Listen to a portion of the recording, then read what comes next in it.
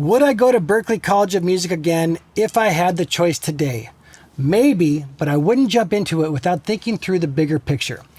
This video isn't meant to bash music school. It's here to help younger musicians make a clearer, more empowered decision than I did. When I went to Berklee, the total cost with tuition, housing, gear, food, etc.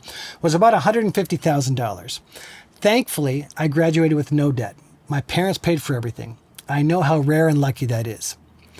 But here's what hits me now. In 1996, the year I graduated high school, the same house I live in today was selling for around $180,000. I could have put $18,000 down, paid about $1,150 a month, which was the same as I was paying in rent when I moved to LA, and that house would have likely been paid off by now.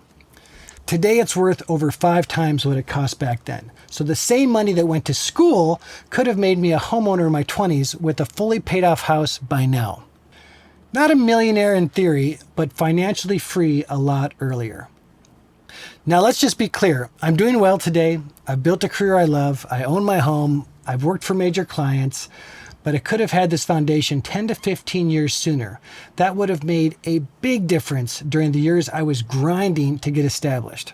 So what would I have done instead? Bought the house, started building my home studio, and launched a teaching business right away. Next, I would have just enrolled in weekly private drum lessons with one of the best players in Los Angeles and private mixing lessons with one of the best mixing engineers in Los Angeles. At around $100 an hour each, that's way more cost effective than music school. No filler, no general education classes. Just exactly what I needed directly from mentors who know LA's music scene. And the biggest thing, without rent bleeding me dry and the remainder of my college nest egg in the bank, I could have avoided a day job completely, which would have given me full-time energy to build my career in those first 5 critical years. That would have changed everything.